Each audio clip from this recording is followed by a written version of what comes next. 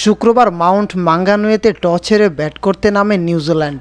11 ওভারে তারা 2 উইকেটে 72 রান তোলে। তবে এরপর বৃষ্টির বাগড়া, শেষ পর্যন্ত ম্যাচ পরিত্যক্ত হয়েছে। তবে এই সময় বাংলাদেশি স্পিনার রিশাদ হোসেন 3 ওভার বল করেন, দিয়েছেন মাত্র 10 রান। উইকেট না পেলেও পিচের বাউন্সকে কাজে লাগিয়ে প্রতিপক্ষের ব্যাটারদের চাপে ফেলেন তিনি। তার 18 ডেলিভারির অর্ধেকই ছিল ডট, তিনি কোনো বাউন্ডারি হজম করেননি। ম্যাচ পরিত্যক্ত হওয়ার পর সংবাদ সম্মেলনে নিউজিল্যান্ডের শেফার্ড বলেন, আমার মনে হয় রিশাদ বেশ ভালো বোলিং করেছে। সে বাতাসের গতির দিকে বোলিং করেছিল, বাতাস বেশ জোরেই ছিল, সোজা মারা কঠিন ছিল, বাউন্ডারির আকারও অনেক ভালোই বড়। ছেলেরা তাকে ভালোই খেলেছে, তবে তাকে কৃতিত্ব দিতেই হবে ভালো বোলিংয়ের জন্য।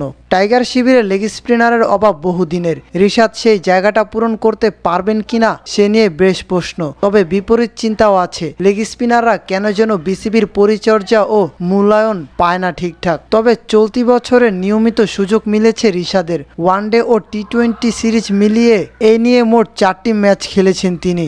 নিজের একদিনের পারফরমেন্স নিয়ে রিশাদ বলেন, আমি যখন বোলিংয়ে যাই তখন চিন্তা করি নিজের সামর্থ্যের বাইরে যেন না যাই, চেষ্টা করি সামর্থ্যের ভেতরে থাকার জন্য।